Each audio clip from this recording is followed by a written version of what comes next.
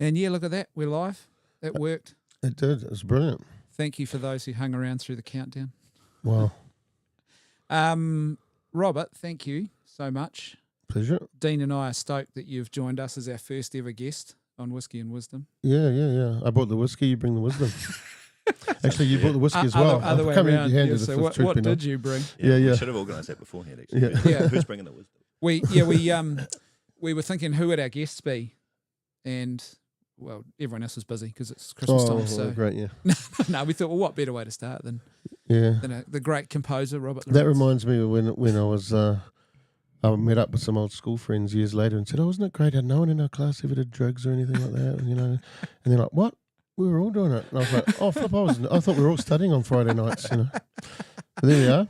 So you were doing. At least drugs. I'm available for podcasts. So everyone was doing drugs. That's cool. I was only there. Let's not get into that. Now that's not true. It was a joke. No personal stories. Yeah, no insulting people. And remember, we talked about this before, Rob. Remember when we used up all the good conversation? Oh, that's right. Yeah. We actually did say that, didn't we, during our lead? Tonight we're having a whiskey. So every episode. Explain, Robbie, what's happening is every episode we're going to have a guest on. Dean and I host. We have a third chair guest, which tonight is you. Hello. And then we talk to them about various things the police have told us about them. No, we don't do that. The old police check. The old police check. Yeah. That usually, limits my appearances. Makes for a great... Yeah. There we are.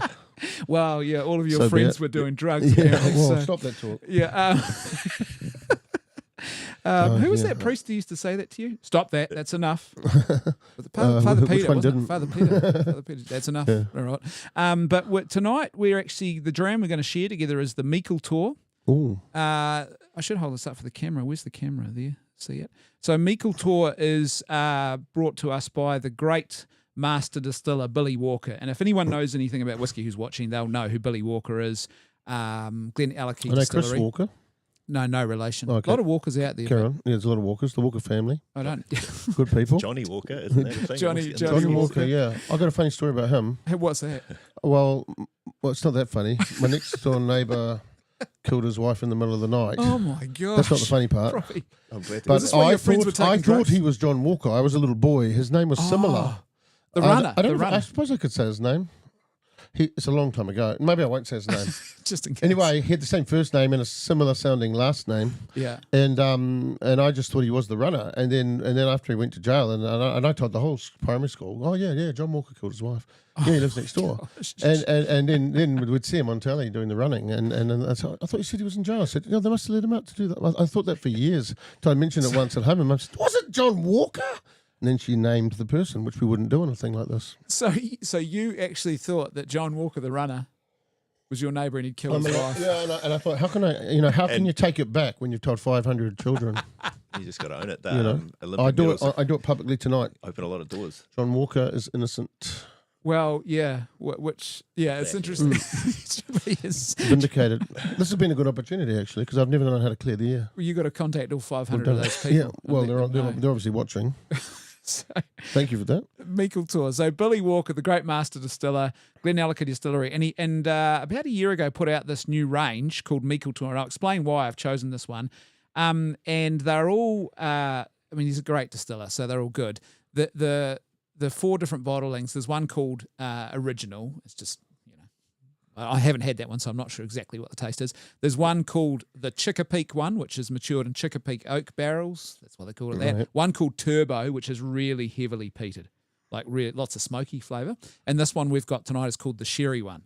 Oh. And as the name suggests, it's a peated whiskey that they finish in sherry casks. So the sherry cask, the Oloroso sherry, really sort of gives it that sherry sweetness. Perfect. And you've lived in France, haven't you? I have. I wasn't drinking a lot of whiskey in France. No, but in France they have, the reason I'm telling you this is the Sauternes region where they have that sweet wine they grow. Oh, yeah. And a lot of distillers now are using Sauterne casks to finish, and you get a really sweet sort of whiskey. This is like recycling old casks. Yeah. And they hold so much of the flavour in them from the like sherry or the Sauternes wine that it leaches into the whiskey and along with whatever else we're leaching in there. But anyway, so sherry and peat go together really well. And I know a sherry and peat. Yeah. Yeah. Anyway, carry on. Your other So, next door neighbour. yeah. The other neighbour was Philip Sherry, and he killed his Yeah. uncle. Oh, Philip Sherry. That's a real person. I didn't You know gotta be Philip careful with Sherry. this. So, Rest his soul. Is he still that's alive? good. Oh, let's not ask that. So I should hold this up for the pour, shouldn't I?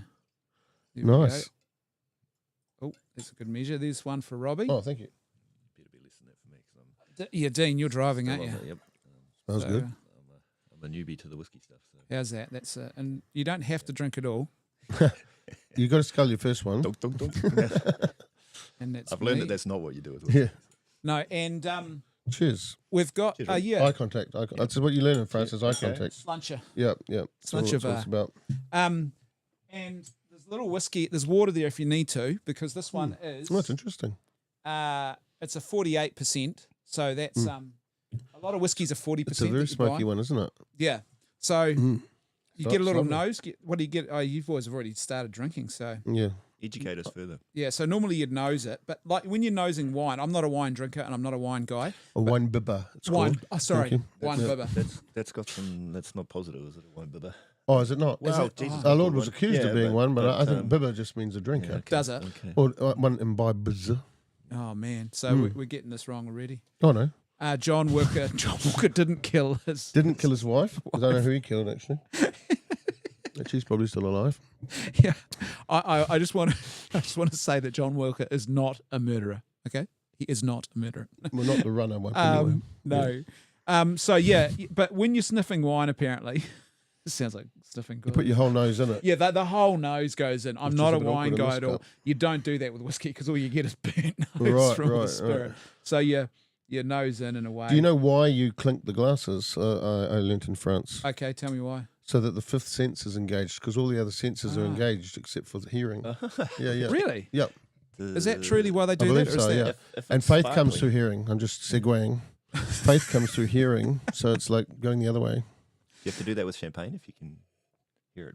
Oh, you can hear it It's anyway, like- is it? yeah. Oh, the bubbles. Okay, fair enough. I haven't thought about that. So yeah, then when you take a sip, normally with whiskey, what you do is best description I heard was it's like sipping hot coffee. You just take a little. Right. Yeah. Well, that's, Try not to. what if you're not a coffee drinker either? So it's a big education at once. Then. I mean, it's Oh gosh, that's good, isn't it? It's lovely, actually. Yeah, and Very different. so the trick too, if you're tasting whiskey, is you can prepare your palate by keeping your mouth open when you nose it, and it, sort of the back of your palate starts to get the first little taste. And then when you taste, you keep your mouth closed because the air in the whiskey in your mouth opens up the alcohol, and you tend to get the spirit burn more. Whereas if you keep your mouth closed, you don't get that. So, you know. So that's the Meikle Tour, chaps, and we're here to talk about Christmas. So, yeah, Christmas is Hard out. the most hard wonderful out, time of the year. cunts. Is it your favourite time of the year? There's that song. I was I don't know if cursed is the right word, but I spent some time in Rickenham Mall. Yeah. And yeah, they're playing all the Christmas songs in the wrong season. Constantly. And Oh, I'm a great believer in playing them in the mall now, though. When you say the wrong Well, season, do you well, mean before Advent? because it's Advent, but like Oh, yeah, but, no, but I'm a also great believer in that. the Because Christmas when are you going to hear songs. them otherwise? We Yeah, have a yeah, but rule. then- We have a rule. Carols, no. Christmas songs, like Last Christmas, I gave you my heart. yeah. Yeah, that's fine. No. Well, What's your rule? my rule is you don't do the carols in church, but you definitely do Oh, yeah. carol singing before yeah. Christmas. Okay. You have carols in the malls. You got to put them in the Christmas mood Yeah. because you know they're not doing a liturgical year in the mall. Yeah. But you save your Christmas carols. Well, for they the, are for now, the, aren't they? For the We hour worship the before. corporate god Baal, and we give him Start our your hour of offerings. carols before midnight mass with a few Advent, tantalizers. Yeah. you've got to practice as well. and then right? ease your way in. Yeah. Yeah. Yeah, I mean, you do have to practice your carols a little bit. That's right. Oh well, that's true. So I interrupted your story though, Dean. What was the it was song just you heard? it was just no, that's what I said. It's the most wonderful time of the year, but it's It's that was the just mo- one of those songs. But like, what are the reasons? It's the most wonderful time. It's the happiest Oh, season I of all. can't stand those songs. Yeah. That's what I was getting at. Right, there's a whole lot of songs. Oh, We're so I was rocking thinking around of the Christmas carols. tree. Oh yeah, Yeah. I take it all back. I don't approve of them at all in the mall. They're disgusting songs. Yeah. I thought you were talking about carols. They anger me. Whoa, They whoa, anger I'm me. glad we cleared that. There's one or two places they hit you with that actual Christmas So song. seriously, don't you like Christmas songs? In them? I hate the songs about Christmas bit being meta. a time. Yeah. Like, Really? yeah. Because like you say, why? Yeah.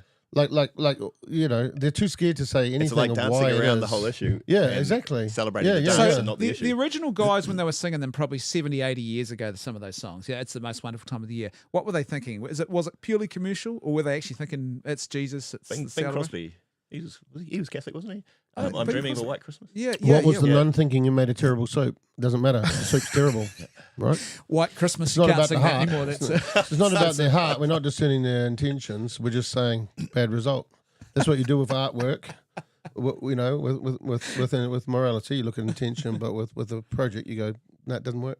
doesn't work. Yeah, doesn't matter how good they are. Does- A lovely idea, and it was a terrible idea It with a wasn't good called art. to be successful. Yeah, Yeah. Hmm. So yeah. that's my way of looking at it. So you know carols before?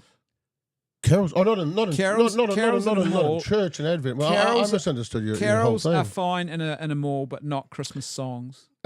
Well, limit them. I mean, okay, you're going to have to do the odd little bit about Rudolph and Santa, Yeah. and that's okay. But not. But there even was another layer of that about how much you like Christmas songs. Yeah. You know, Yes. it's like oh, this conversation's It's going really recursive. well, isn't it? You've just ruined it. Yeah. Yeah. Don't. Yeah. What's the word? Recursive. Recursive, It's yeah. of You've stepped looking outside back and on had a look down Yeah, and yeah, go, yeah. oh, we're singing Christmas songs. Let's sing about that. Yeah. Yeah. No. Yeah, like Just you're sing right. one. Talking about this Yeah. conversation would be Mm. this is the most wonderful time for conversation, and it's the best time of the night for conversation. Yes, I think it's important that we have conversation. Yeah. Shall we go around the room and introduce ourselves? Oh, I love the team building Yeah. exercises, don't you?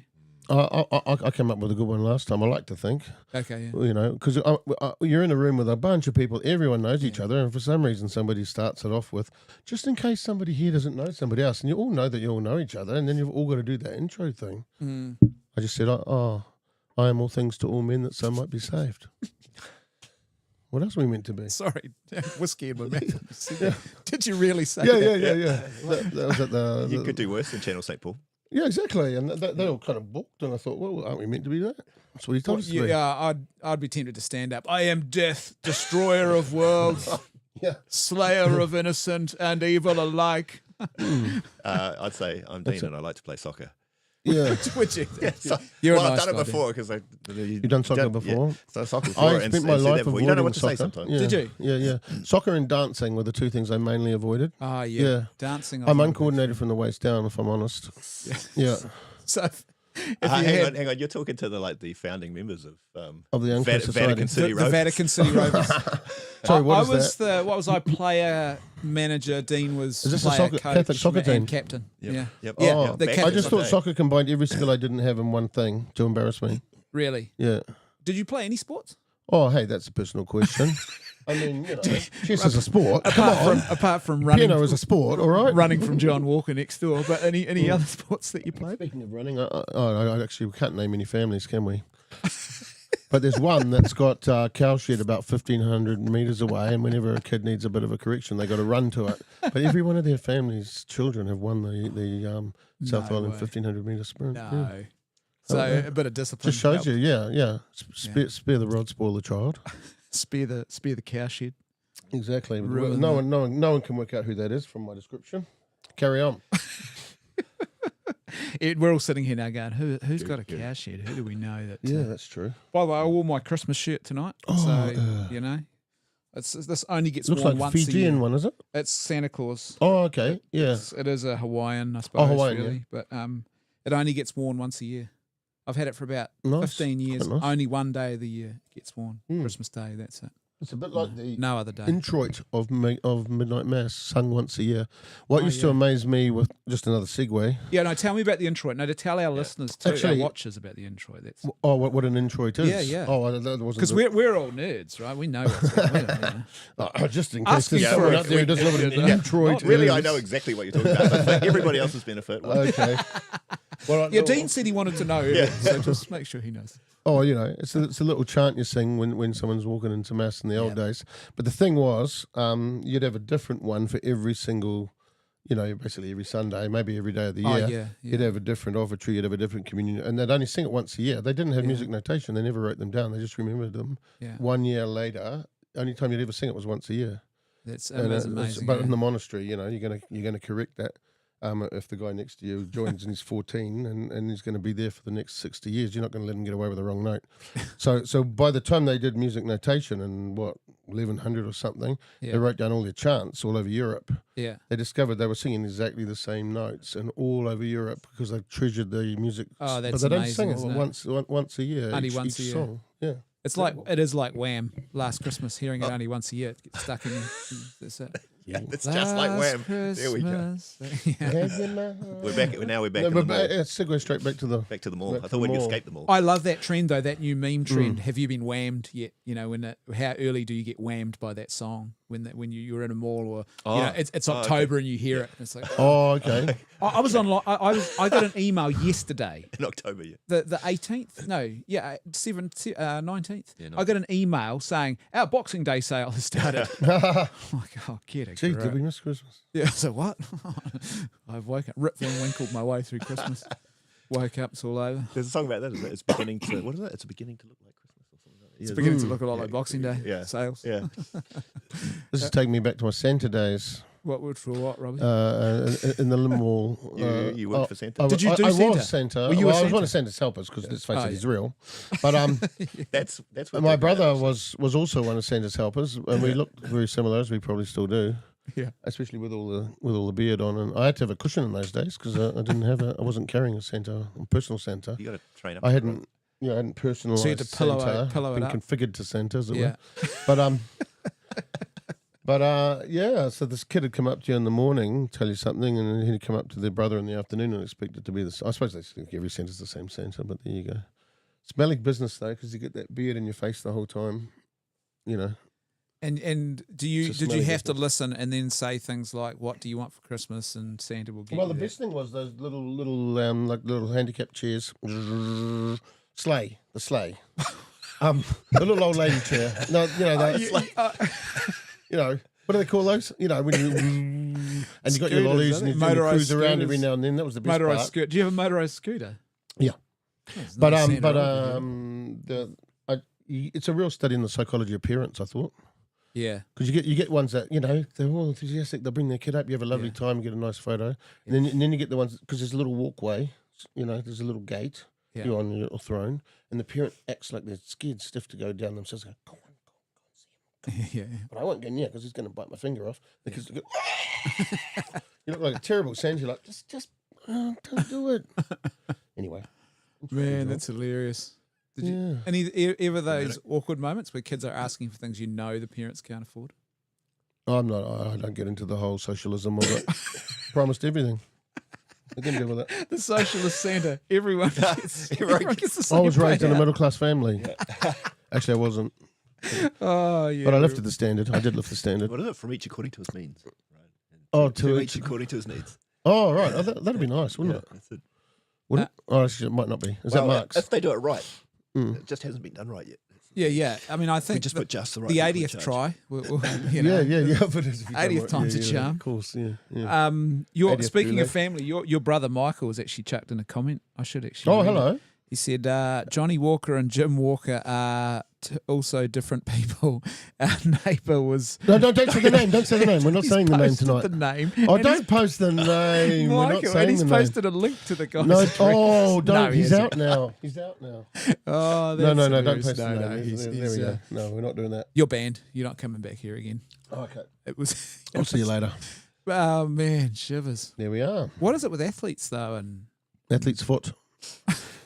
That's yeah. Let's not get into that one.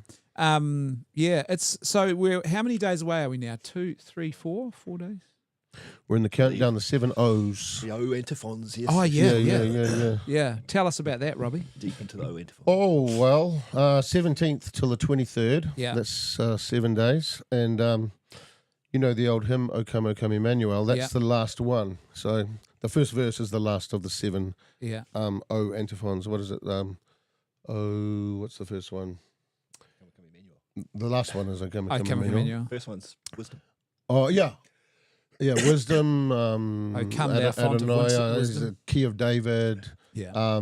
There's 7 of them. Yeah. And there's one verse. They come as the Magnificat antiphon for Vespers, Yeah. evening prayer, and they come as the gospel acclamation for those 7 days. It's just the church doing a kind of warming up. It's like a litany. Yeah. It's like Maranatha, calling Come, Lord the Lord Jesus. 7 times, and then Christmas Eve becomes midnight mass. I love Christmas liturgy. There's when I was a kid, I used to mistakenly believe Christmas was the most important feast. Probably because I was getting presents, right? But Well, yeah, but in actual fact, the resurrection, obviously Easter is. But it's still, man, it's a beautiful second. It is one of the. I want to say something about the Oantiphons. There's a cool. I learned about them a couple of years ago. So the sequences, like in Latin, it's like Sapientia, Adonai, Radix GC. You know, So when you go through them and then flip them, it spells out Erocras, Erocras, Erocras, Erocras, which means tomorrow I come. Oh, which good is away. boom. No. So beautiful. Did you just find that out by is that a thing? It's a thing. It's a thing. But what nobody knows is it a coincidence or is it carefully crafted by those medieval geniuses? Wow. Yeah. And so you're building up. Nice. You're building up through that acronym. Yeah. It's backwards. Well, it's kind of or interesting. if you look back from Christmas to the 17th, you're reading, you know, as the first letter of each of those titles of our Lord, you're reading tomorrow I'll be here. Well, but what's interesting, there are like palindromes were used. The early church uses them. The Seder Square was one where they had like 3, 3, and 3, and the words they spell each other backwards and forwards, and it was used to translate the Our Father in secret and things like that, and sort of as coded music. So they obviously were astute. So I wouldn't be surprised if someone said, "Hey, you know." That's a debated thing, but yeah, it was cool to discover that, you know. Wow. Yeah. Man, that is good, isn't it? Gosh. Well, anyway, back to the introit. Yeah. Yeah. Tell us about I just realised the reason I brought it up wasn't for the word introit, but just for the fact that in the introit for Midnight Mass, which only comes once a year as the entrance procession, it says, "You are my son. This day have I begotten you," from Psalm 2. Yeah. But it's taking up that eternal thing that the Father says to the Son, and now suddenly Mary is able to say it in time. "You are my son. This day have I begotten you," as she could have at the Annunciation. And it's pretty amazing that there's only one source of the Son eternally, the Father, and then he shares to be source of the Son with his own creature, and so when you hear those words, you know, this, "You are my son, this day have I begotten you," it's coming from both of them. And then and looking ahead to Easter, like you say, Christmas is a wonderful feast because it's like the feast you think of all the potential, you know. It's where you think of where's this heading, like any new baby and anybody picking up a new baby and go, what are you going to be? Where you, you know, how is this whole life going to unfold? All the potential, and then Easter's more like the finality, you know, where it's heading. But if you take that right back to the Annunciation, I suppose that's really where it's the real hidden incarnation, isn't it? But Christmas is manifesting it as all the promise, rather than all the fullness that he's already got. He's always had the fullness, and suddenly he's entering the world of infinite potential as well as having infinite fullness. Yeah. And so it is an amazing feast. It's what will God do if God had infinite potential as opposed to infinite act? Well, what if Sheryl Crow say? Normally God's got no potential. What if Sheryl Crow say? Hopeless. What if God was one of us? Well, he was. So you know that was the answered already, Cheryl. Just a slob. Like one of us. Yeah. Well, it depends if slobness is sinfulness because he took on everything but sin. Yeah. I guess slobness borders on sinfulness. Well, it would be, wouldn't it? Be lack of virtue, acedia, maybe. But acedia, but he didn't have spiritual slobbiness. That's for sure. If it just means having a rest every now and again, it's probably okay. He did take his rest. Yeah. Or someone calling him a slob. You know, they call it worse things. Wine bibber, glutton. Yeah. And a blasphemer. Yeah. Yeah, among other things. I've been called 2 of those things. Have you? Yes. Which, let me guess. Blasphemer? Actually, 3. maybe 3. Anyway. Oh, it's beginning to look a lot like heresy. Oh, man. Yeah. Actually, speaking of, because one of the things I love about Christmas is that right there, it's already pointing to Easter. Exactly. Right there in the stable. It's, You know, and we were talking the other night actually with our kids about this, and they were, because they're quite well aware of it now. But the gifts the wise men bring, for example, at Epiphany, you know, the what do they say? The myrrh. We were talking about myrrh. Yeah, myrrh for his burial. Spice. Incense for the priesthood and gold for the king, isn't it? Yeah. And the wood of the manger, you know, the wood of the cross. And it's an eating trough because he will be the bread of heaven. It's Bethlehem, bread city, place of bread. Yeah. That's in the Magnum Mysterium antiphon. You know, oh wonderful mystery and great sacrament that animals should see the Lord born and laid in a manger, and then it's oh blessed Virgin who deigned, you know, that to bear Christ the Lord. And then the little antiphon in it is, Hail Mary, full of grace, the Lord is with you, you know, right now, kind of thing. Yeah. That's absolutely beautiful. That's sung in beautiful.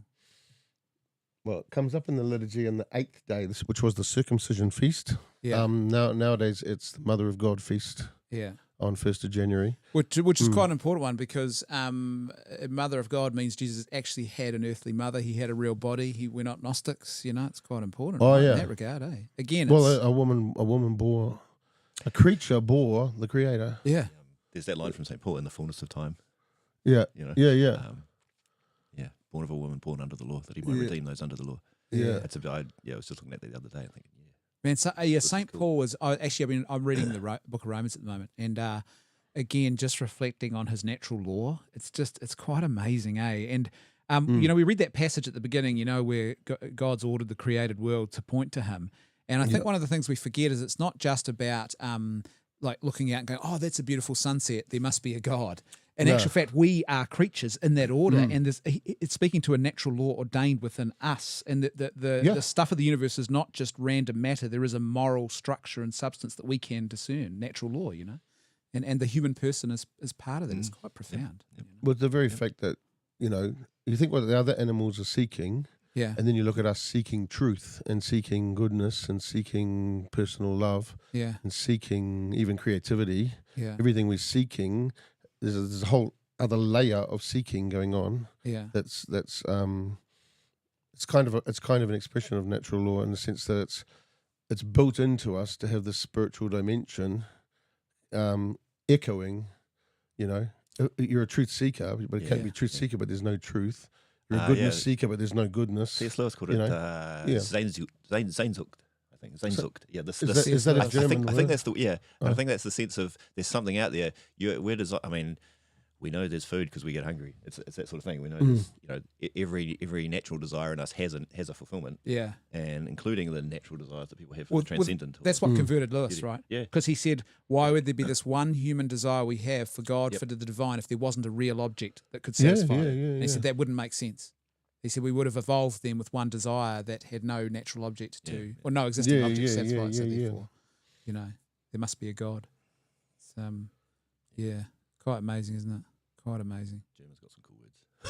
Well, it's even the Germans have very long words. Schadenfreude or whatever. Schadenfreude. If it's one thing, it gets one word, even if it's got, you know. I mean, it still counts as one word. And it's such a guttural. I love German. Like it's. Haben Sie einen kleinen Hund? Yeah, come Sie her, Kinder.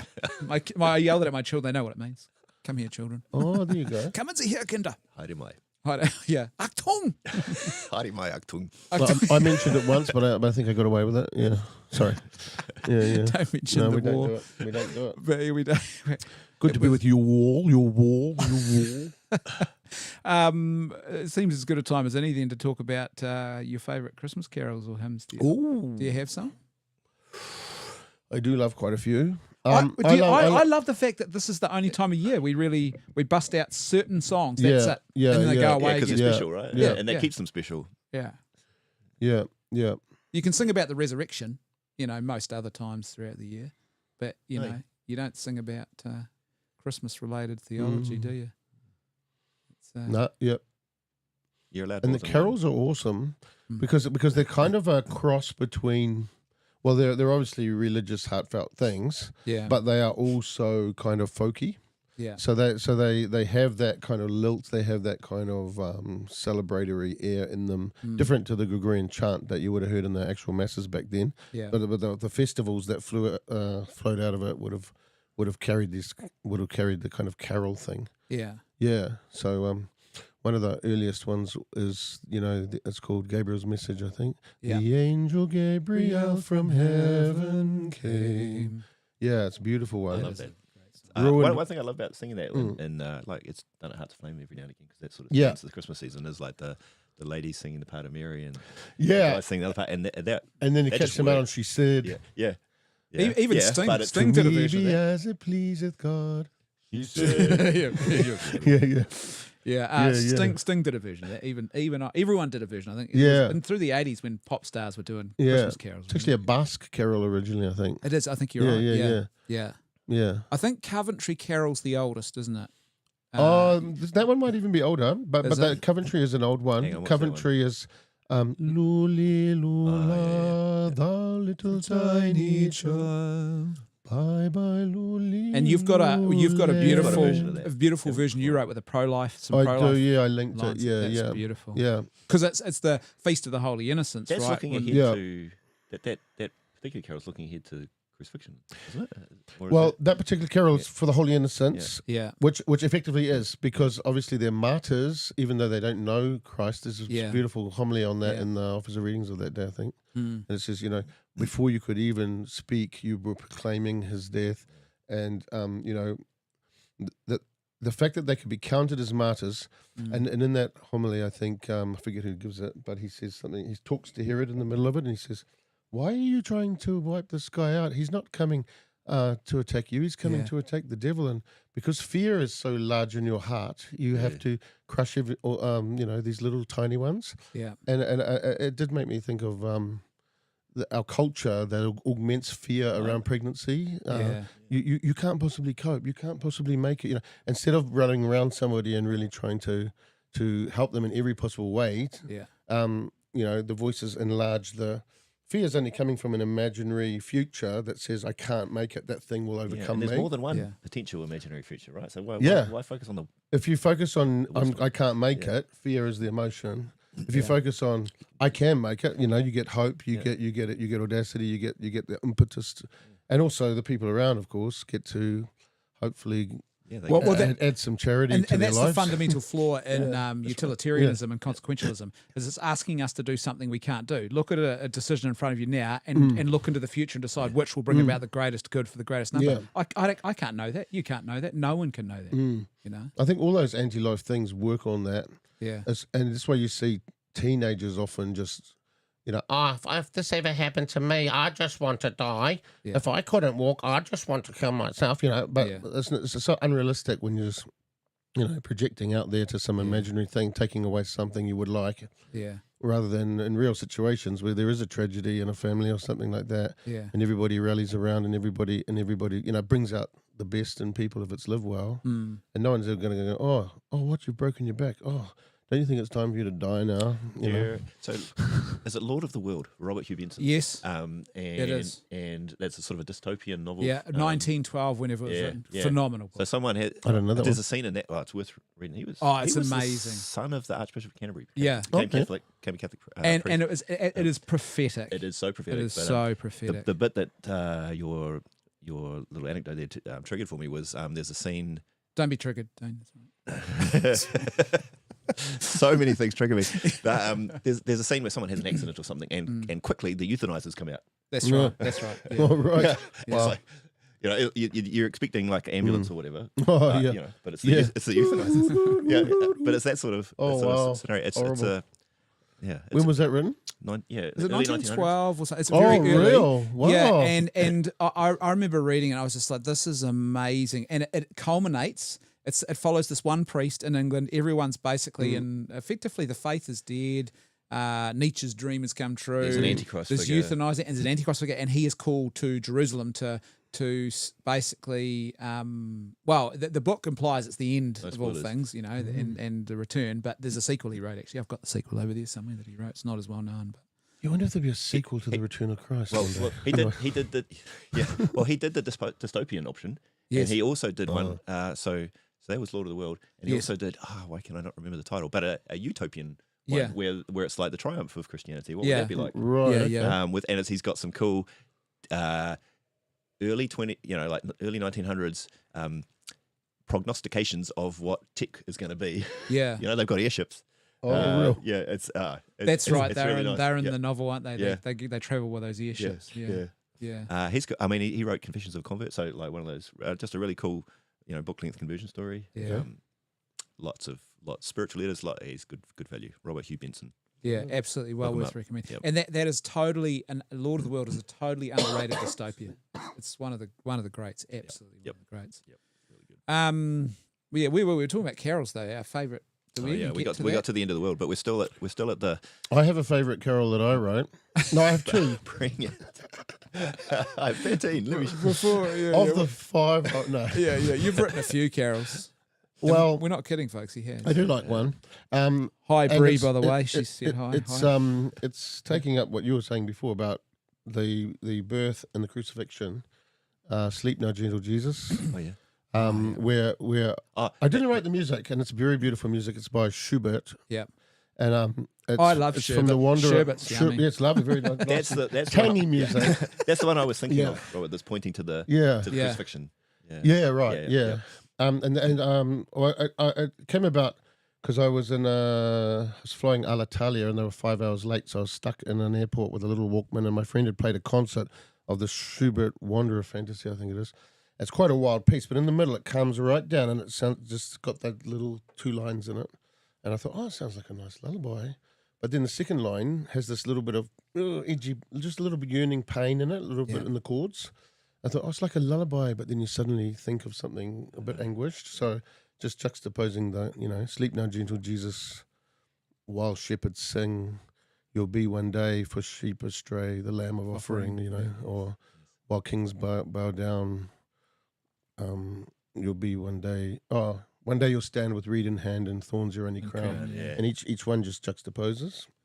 I love that final verse too. That is one of my top 3 Christmas carols now, Rob. That one there, and that final verse about let my heart be Jesus, your manger. Oh, Yeah. You wrote a beautiful thing there. I mate. like the one with Mary actually too, where Your mother saying will lay your frame into a tomb one day. Yeah, Are we linking out to this in the show notes or something like that? Because Yeah, we'll post a feel like link. that We'll would make be- sure people know to yeah. check it out. Yeah, It's oh, phenomenal. it's on YouTube now. Actually, it's on, It what is, is it? yeah. Sacred Music Online. Yeah. It's We up couldn't there. play it because play otherwise we it, get we've got- copyright strike. The AI, Copyright. the great AI. that- even though the Well, copyright I own the holder- copyright. I own I it. own the copyright. Don't think of stealing it. You can is listen your to name it. Sherbet? It is a tangy melody. Yeah, but that is. I mean, I love that.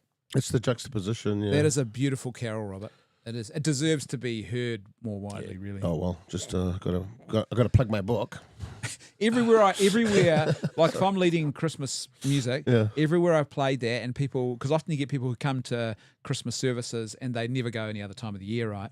And they go, it's not uncommon. You get 2 or 3 people come by afterwards and I say, what was that song? That one, about sleep now, gentle Jesus or something. What was that? And Well, then you get the odd other person. There's always one in every parish. What are we singing that for? It's meant to be happy. oh yeah. I love That's that. fine too. It is meant to be That's- happy. yeah, that's- Maybe it's good for your Christmas and Easter only Catholics because they kind of get both of it. Yeah, in they one get both song. at once. Yeah, They both don't have to come seasons, twice. all They don't have of to come them. twice. Yeah. We had Easter as well. Yeah. Yeah. 2 for Efficient. 1. It's like a vigil mass. Put that one out the way. When Christmas falls on a Sunday. Yeah.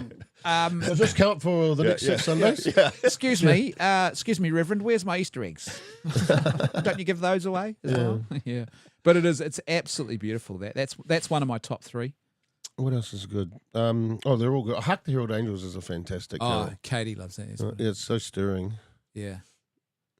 The words are amazing in carols. Actually, born of was it? I don't know. I don't know. Can't even remember.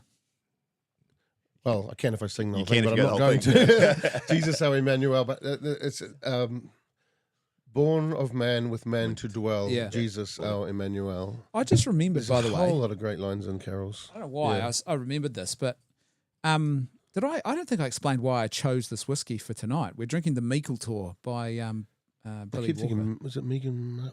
Meghan Markle, yeah, that's They do a yeah. few Sponsored tours. by- I really love Duchess Meghan of and Harry. They Yeah, just, yeah. such They sum up stunning Christmas, paragons of really. virtue. Probably Yeah, shouldn't say anyway. that. People out there love them. But Meikletor is Celtic, and it You're means. holding that up, but Oh, sorry. Should I be? Actually, sorry, you're right. I should actually go this way, shouldn't I? So, the Meikletor is the dram that we're sharing tonight, and I didn't explain at the beginning. Meikletor in Celtic means grand venture. And I thought, well, how appropriate, because this is the grand launch of the Grand Venture Whiskey and Wisdom. So, I thought you were going to tie that to Christmas. It's like, No, yes, the Jesus, let's the Grand go. Venture. But of if I could just Christmas. interrupt you talking about Christmas to talk about this. No, I just remembered for some reason as you were talking about You sure you're not translations. getting a buck for every time you mention this whiskey? Brought to you, but Carry on. no, carry on. No, it's good. I mean, it's a very good whiskey. So that's the sherry one for those who are wondering by Billy Walker, the great master distiller. Yeah. There we are. And we didn't drink all of that, it's just a little bit, just to, so everyone knows, just a tiny. We drink like Christians. Christmas Carol. One. Yeah, what's I only yours, Dean? What's your favourite Well, Christmas one I carol? really like, but I only came across. I just thought it was a tune until very, very recently. Is Jesu Joy of Man's Desiring. Oh, beautiful. Oh, yeah. Beautiful. Yeah. But, and there's English lyrics to it, so I didn't realise because I've only ever heard it played as a, until very recently. Only ever heard it played as a Right. as just a piece of music. Yeah, it's got those lovely interspersed choir lines. It is a consummate sort of wedding outro piece, isn't it? You Yeah, hear it a yeah, lot, yeah. you know. I don't know. It makes me feel happy. Like Yeah, it's beautiful. it does that for me. Yeah. Oh, yeah. That's Well, Buck's got the whole Christmas oratorio, but it's in German, but it's fantastic. Yeah. Yeah, super festive. yeah. Buck's incredible, actually. Yeah. Like he did, the whole St. Matthew Passion, the whole St. John Passion for Easter. And although I did read that he did all four Passions, but we only ever seem to put on John and Matthew. Yeah. So I don't know if we've got the others, but They're not as good. They're just. They're just but it's just Overrated. stunning. They're just It's- genius It's level, like Hannah's whereas Messiah. Hannah's Messiah is usually played in the Christmas season. Yeah. It'll be at the town hall. I think it's been now. Yeah. Obviously, has been now. Yeah. But every year around Christmas they do it.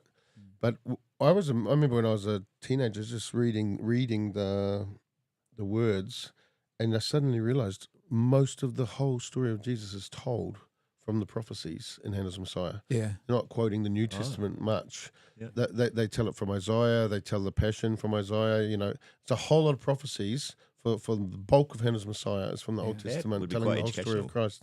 Well, that's what it used to be, right? That you would go to the liturgy and you would be catechized. You would, Yeah, you would learn. But the whole thing of the New Testament being hidden in the Old. yeah, Yeah. yeah. That's a beautiful Oh, way to bring it yeah. out. Yeah. I mean, we were talking about it was December the 28th. We remember the Holy Innocents who were killed by Herod and Right. his raging to try Yeah. and find this king and kill him, the baby. Yeah. And that's what are we saying? It's foreshadowed in Pharaoh, and his killing of the Israelite Yeah. children, and It's really interesting, the octave and the whole juxtaposition of feast that we would go Christmas night, fantastic, wonderful, and the shepherds and the angels bursting into glory, and that the very next feast is the first martyr, yeah, Saint Stephen, Stephen, and 28. yeah, and then you get you get the feast of Saint John. It's really interesting because those are really old feasts. I think Saint Augustine mentions certain feast days and when they are, and I'm pretty sure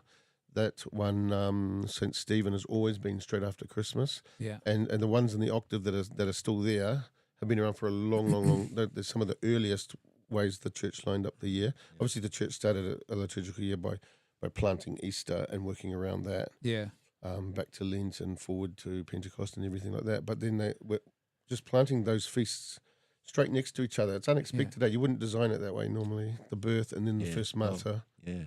But it's like he's love. I think it's love brought him down from heaven, and the same love brought Stephen up. And yeah, yeah, and it's like looking ahead to Christ's death, but not just to Christ's death and resurrection, but also ours in him. So they straight away give you the first martyr. beautiful. And then you get St. John, which is pretty lovely one again, because he's someone we touched, someone we heard, someone we, the word of life. And the word was made flesh, all the beautiful insights that are only in John. And you go into lovely dream mode again. And then the next day is Holy Innocents slaughtered, Rachel mourning for children that are no more and can't be comforted. The woman from Yeah, it's amazing what's put together there, leading up to I guess to Epiphany, if you think of the 12 perfect. days of Christmas. Mm. Yeah. Yeah, I mean, it's a great thing that I don't think we emphasize enough. It just catechically in the Mass. Just look at the Old Testament reading, look at the Gospel, and just play that little game. Yeah. What's the connection? What's the connection what's is the connection, amazingly instructive. Yeah. Very instructive. Yeah. Yeah, it is quite. It's yeah. Gosh, it's beautiful, isn't it? And there's The thing to do with kids, taking them to Mass. Yeah. Yes. Little puzzles. Yeah. True. Well, you know what else I love too is that one of the things I love about Christmas is it's very ecumenical in the sense that all of a sudden you get our Protestant friends who are not so keen normally on iconography and statues and stuff. All of a sudden they're putting up mangers, they're putting up trees, they're doing the iconography, and then also we often share hymns. Like there's beautiful You mean the graven images. Not just iconography. sorry, graven images. Yes, we do. Yeah. And we went to a pageant the other night, and they had a baby, actual baby, and Mary and Joseph, and then we all sang, and the baby's there, and put on by who was it? I think they're Adventists actually. And so Road to Bethlehem. Road to Bethlehem. Yes. Which was great. Gosh, it was enjoyable. And then the other thing too is that we often share carols. Like there's an old carol Luther wrote. We would quite happily use. Well, even it's quite beautiful. Wesley wrote lots of hymns. Advent wreaths. That was the Lutherans brought that in. Yeah. And with the candles and everything. Yeah. That's a lovely amazing, tradition. Christmas trees, like at least the sort of modern version of them. Germans again, I think. And they've kept the crib from St. Francis. Tenenbaum, isn't it? Tenenbaum? Oh, Tenenbaum. Or That's Christmas tree, is it? It is, isn't it? It's German. Yeah, German. It's the Germans. It's the Germans. Germans have great carols, Silent Night. Good words and good traditions. Yeah. So it brings the Christmas trees. The original Christmas tree is Boniface, so isn't it? And Thor. And Dolce Jubilo is a German carol originally. Yes, it is. Yes, another one. There's heaps of good German carols. Yeah. Was it? No, Thor. Was it Thor? I thought it was Woden, but I'm not sure. Oh, maybe you're right. It could be. be. So we were talking about it with the kids the other night, and they were sacrificing, human sacrifice, weren't they? And they had the tree, and he cut the tree down, and there's a evergreen sapling growing behind it, and he says, "This is the symbol of new life, and you pagans stop worshipping these." And they were like, "Oh my gosh, well Thor's going to strike them down now," and Thor didn't, because Thor ain't real. So yeah, that's the beginning of Christmas trees, as the story goes. Every now and again you get trotted out that Christmas is pagan or whatever. Why are you worshipping? My gosh! On the summer solstice. Oh, that's Seventh-day Adventists don't. No, not them. Jehovah's, they don't do Christmas. Is that right? Yeah, they don't do They Christmas. don't like birthdays either. And Birthday, Christmas is both, because where does it say Jesus celebrated his birthday? That kind I of think thing, they remember in August, I think, don't they? But they don't do a big. I don't know. But I think Jesus' birth, but I think the reasoning they don't make a big deal around Christmas is like it's a birthday, like you're saying, and the only birthdays we see in the Bible are bad guys. So the only times in the Bible that you see birthdays being celebrated. What's the example? Like Herod, maybe Pharaoh, if I remember right. But so we don't want to go, Because do they think it's self-indulgent or something? Something like that. I don't understand it. I just think that's because it's good to celebrate. Yeah. Jesus went to parties. To be fair, if you've made multiple predictions about the end of the world that have not come true, I'm not really taking advice on you about birthdays. To be fair, But there is a bit of a strand of let's stay away from paganism. Some groups that I've seen a bit of a resurgence lately online. Some very sort of fundamentalist Christians who are like, no trees, no nothing. Yeah, I mean, where I've seen it more is like on the atheist community. It's like, but not.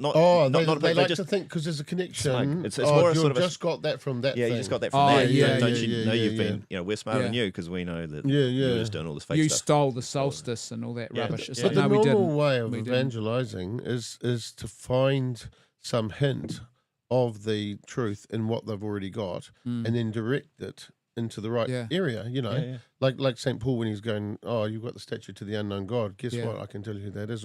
Or people that are worshiping the sun. That's a really good intuition because that's the source of warmth and light and everything else. But we'll tell you the real sun, the real heart of the universe, the real heart of everything. Yeah, and the sun's just a symbol of that, you could say. But that's always been the way of connecting and evangelizing. Yeah, just to say, "Oh, you've used a parallel. You've got it from that." Yeah. Well, I like to ask people who say things like that, are you are you wearing wedding rings? I was just thinking that. Yeah. Oh, okay. Great minds, mate. The old pagan wedding ring. That's a pagan. You can baptize because they believe the line went right to the heart, right? That was the belief. I mean, it's a great symbol of unity. The continuous thing. I mean, I don't know. Your most diehard fundamentalists still go to church on. Well, maybe some will go on Saturday, Saturn's Day. Some will go on Sunday, Sun's Day. Or even our days of the week, the months of the year. Januarius is the Roman god of good fortune. Yeah. It's something can be useful and even purified. Yeah. I mean, actually, that's it's sense of the word, eh? But also, I was just thinking about this. Yeah. Whenever a non-Christian becomes a Christian, like a pagan becomes a Christian, you've effectively made. I don't know. You've baptized something that was pagan, and now it's Christian. Yeah, and you can do that with. But in saying that, a lot of this is mythology, though. That it's a black urban legend myth. This is Christmas was pagan. No, it wasn't. It actually wasn't. No.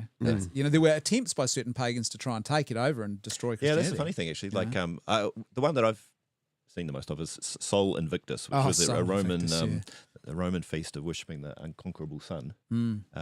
People say, Christians just picked that up from paganism, but from what I understand, Christians were doing it first, right? And the Romans were like, we need to do something about these Christians, and so we're gonna push our own feast to try and do it in reverse. Yeah, I didn't know that. Yeah, but there's Saturnalia as well, which was a Roman feast that was in sort of mid-December. People sort of sometimes say, Christmas comes from that.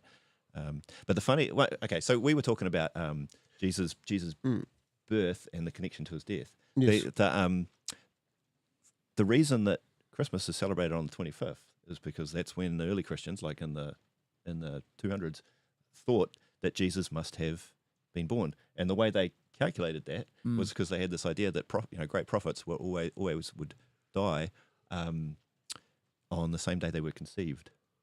Oh, right. Interesting. So they knew roughly, or reasonably accurately, when Jesus died. Oh, they were thinking it's 25th of March. That plants the Yep. And so they work back from that. So they work back from that. If he was conceived on the 25th of March. That's amazing. Yeah. They would put his birth on the 25th of December. And so you've got Hippolytus and Julian Africanus. Those are the two that I remember have sort of written about that in the 200s. This is why we celebrate it on this day. Yeah, right. Yeah. And so but even Christians were doing that before. That's amazing, and that's awesome. But even if it were arbitrary because you didn't know the date and you decided to pick something that was already celebrated and do that, then what is the problem with that? I think it's great. And to your point before, like this Jesus is the Son of Righteousness, the light of the Orient, the light of the East. All these sort of prophecies about the light coming to the world. Perfect. Do it on this. Yeah. Do it on. I mean, it doesn't really work in New Zealand, but like the winter solstice, where we're now moving, and we've moved from the darkest part of winter, right? So we're now coming into the turning point. Well, that's what Jesus was, right? His birth is the original Christians too. They have a sacramental vision of the world that's quite profound. They see God and the invisible realities and everything. The rising of the sun and the setting of it. That means something theological to them. It's not just that's lovely. And that's nice, or it's a nice metaphor. Yeah. They see something profound that we've lost in our very mechanistic.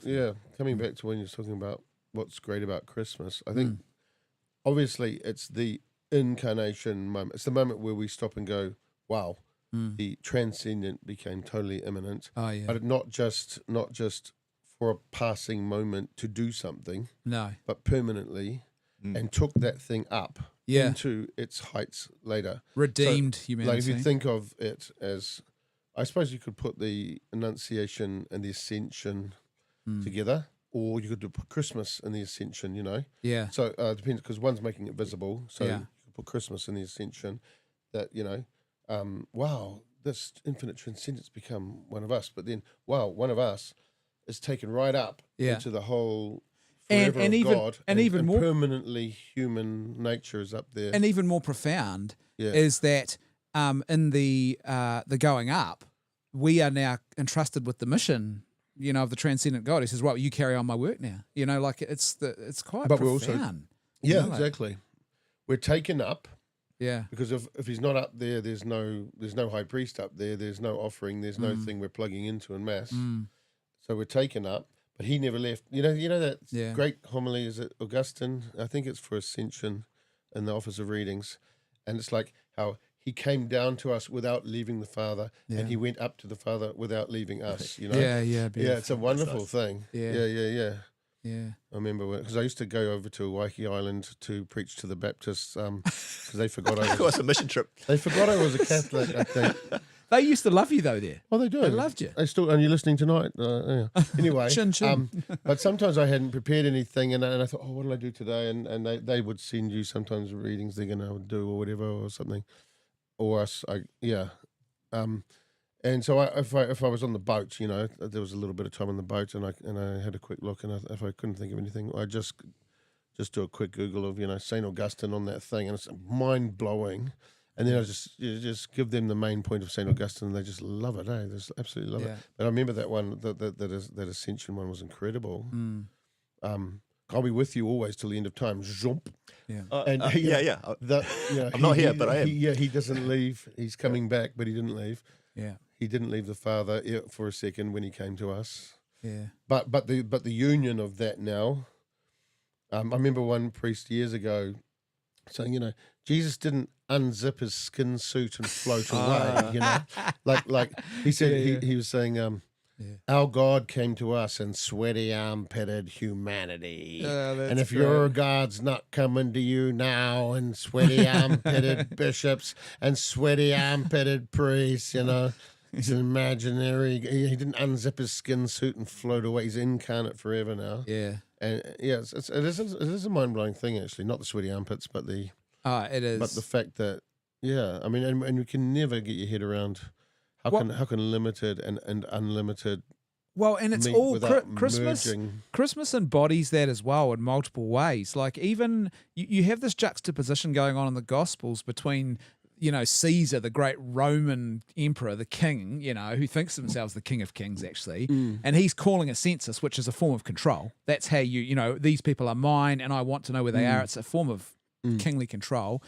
And then you have like a vaccine mandate or something. Yeah, yeah, exactly, like a vaccine mandate. Yeah. Digital currency. Yeah. I don't want to go there. Well, no, mate, you go there. Get vaccinated. You ain't going there. And so, meanwhile, the real king of the universe, he's not in a palace. He's in a stable, humble, lowly manger. You know, like it's just the unleashing of all those paradoxes. Yeah, it's quite. Yeah. Oh, I love it. I love it. Did God come to earth just to make Chesterton great again, Like Chesterton is the master of summing up those paradoxes, eh? Yeah. If for nothing else, even if we weren't saved, it would have been worth it to get such good Chesterton. It's incredible. But the paradox of Christianity, I think we lose sight of it sometimes, eh? Like in the old days, that was really seen all the time because I think people had a better sense of transcendence. Yeah. And then the immanence makes it so startling. Yeah. But if you lose the transcendence altogether, it just becomes, oh yeah, he's our friend, he's our mate, he's our this. But if you lose the transcendence, it's missed the whole point of what's so amazing about that. Yeah. Friendship, I think St. Paul said it first though, like when I'm weak, I'm strong, or the wisdom of the world is foolishness to those who are perishing, whatever. So it's not just Chesterton. Not just Chesterton. Oh, right. But he brought I new heard audience. Chesterton like to quote other people. Oh, surprise me, shocking. No. Who's that with Chesterton? Paul who? Yeah. It's like if there's some cool quote that you heard and you don't know who said it, just say Chesterton said it. Yeah. Exactly. And if it's not, you go, oh, it must have been Hilaire Belloc. Yeah, Hilaire Belloc or Chesterton. One of them. Yeah. Or maybe Lewis. At a stretch. On a good day. Yeah, that's beautiful, isn't it? And I think a lot of those carols that we love really they speak to that. Like I find that often throughout the year now, a lot of the music that you do get is not quite as deep, but and all of a sudden we're going back to these old carols and the theology in them is just there's real meat on the bones, meat on the bones.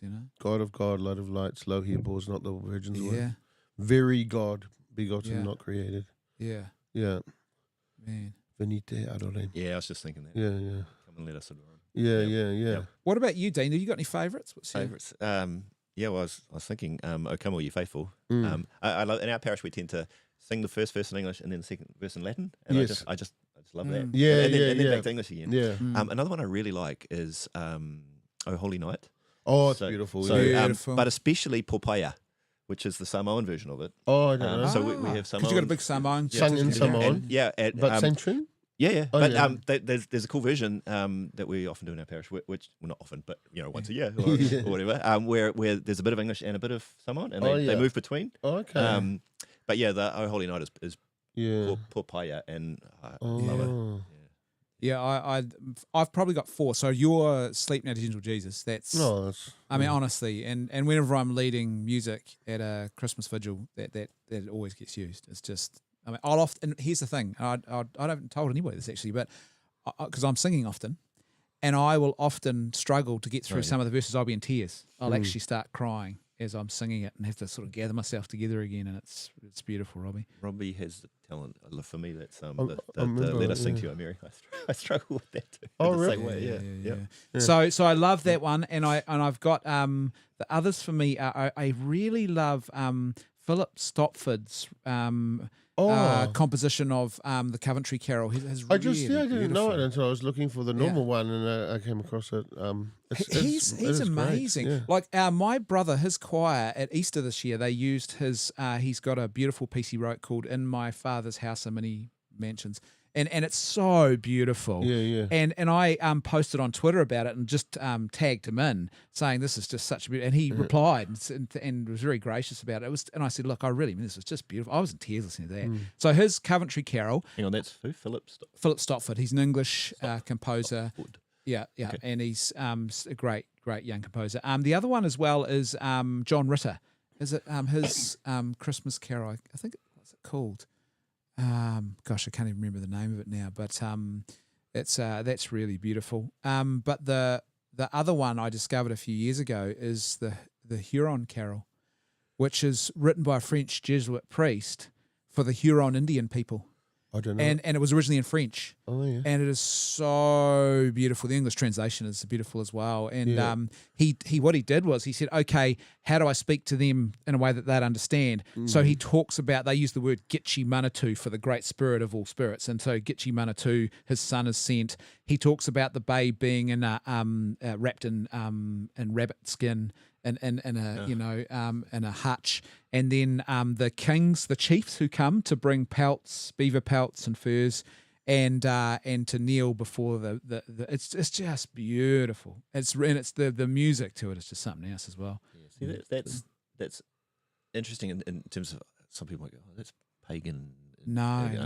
Pagan interpolation or things. No. It's not. It's just enculturation, right? It's just, No. it's just making And for things relevant to the Huron people, Gitchi Manatu is the god. Yeah. Like anything. Like they have a very similar sort of view of in that sort of natural theology. Oh yeah, and I think that's great. Like it's I mean, what's frankincense going to mean to a Huron? Well, who is it that doesn't have sheep? Katie told me about this. Is it the Icelandic people?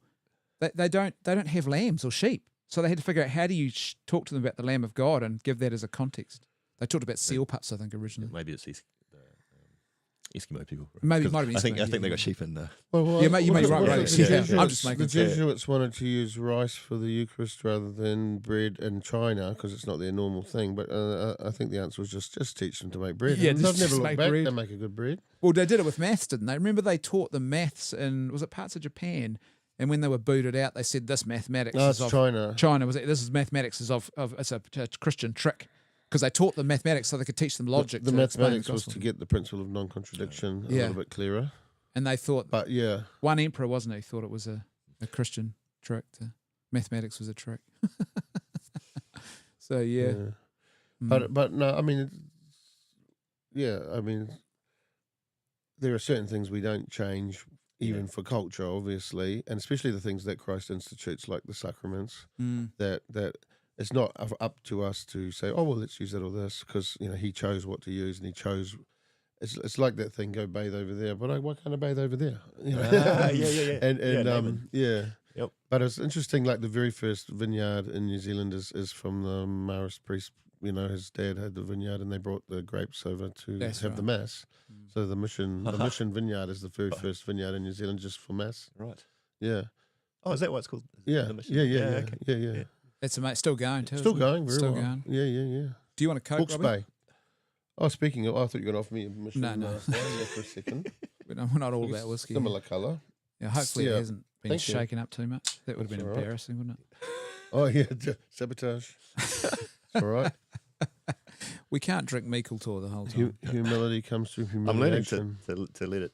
Yeah, let it breathe. Yeah, and also sort of sit in your mouth a little bit. Yep, that's it. So keep your mouth closed and you just let it sit. In fact, one of the tasting methods is you actually hold it for about 20, 30 seconds in your mouth and then let On it the go. tongue. And you actually start to taste the back of the palate more that way. So there's a real art to it, eh? It's not. And I remember the first time I had a good whiskey that wasn't just some rubbishy Jack Daniels or whatever that you'd have to hide with Coke.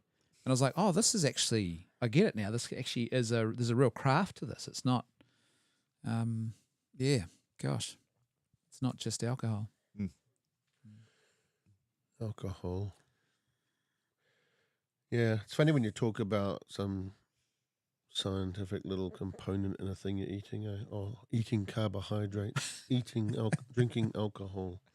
You know, Reductionist view of the world. It's tempting these days. It is. It's amazing how people think that the brain is your person or something like that. You know, like, my brain this and my brain that, rather than just a bit of a signal sender between your soul and your body. Well, that's what Descartes birthed, right? So Descartes says your soul is in a body, and that sort of Cartesian dualism, and then it became a materialistic. You're just your brain or a mind inside a body. Yeah, and below that, you're just odorless, colourless particles bonking around. Yeah. And then I always ask people, okay, so when the brain is like your AI, is it? Yeah. So when your brain tells you that your thoughts are nothing more than atoms colliding in your brain, then how do you know your brain's right? How does your brain know you mean? Because there's no you. Yeah, that's true. You don't exist. So that's you. That's exactly right. And so how do you know your brain is telling you the truth? It's right. Yeah, what if you evolved wrong and your brain's telling you a lie? You can't figure it out because you're bound by that same system. In the beginning was the brain, and the brain was with God, and the brain was God. The brain became brain. Yeah. Yeah, it's horrible. Well, you're right, because that's what new atheism has devolved into now. Like those who are still hanging on for grim death, the minority, you hear them now, they're talking about, there's no free will. Everything's predetermined. Okay, so did you freely come to that conclusion? Though, yeah. You know? When I did a little bit of late philosophy at Auckland Uni and just in one of those postgraduate classes, and the lecturer just said, just out of interest, how many of you guys would be, determinists? And I was stunned because the three of us weren't, and about 16 of them said they were. Yeah. And I thought, what?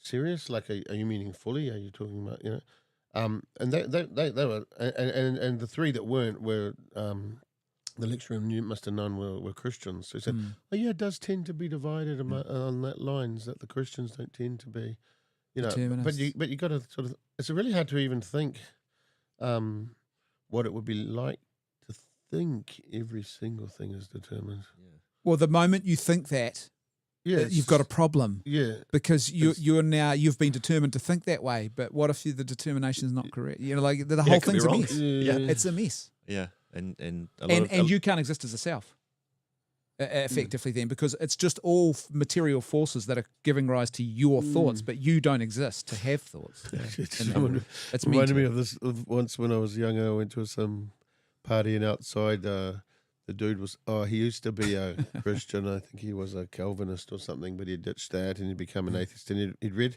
is her name Rand or something? Ayn Rand. Yeah. It's her thing about there's no love, everything is like this. Yeah. Like the selfish gene thing came later, but I think it's in the strain of that. Yeah. So he was arguing, whatever Mother Teresa did was just, the selfish thingy, majigsy. Everything's selfish. There's no such thing as love. And I was just having this little debate in the chairs outside on the deck. A few people listening for a while. It went on, and then at one moment his wife came up and said, "It's time to go." and I just said, "Oh, so are you seriously telling me you don't love your wife?" And her face went, and he was, and she was like, "Get in the car." Yeah, I mean, even determinists want to make you change your mind to agree with them. That's right. Ironic. Philosophy collides with real life. Yeah, these unsustainable positions. Because I remember it was when the new atheists were at their peak. That's when it gave rise to all of that stupid anti-Christian, anti-Christmas mythology as well. They're just stealing from Yeah, pagans. yeah, And there it was all, a bit of a resurgence there. you I know? remember.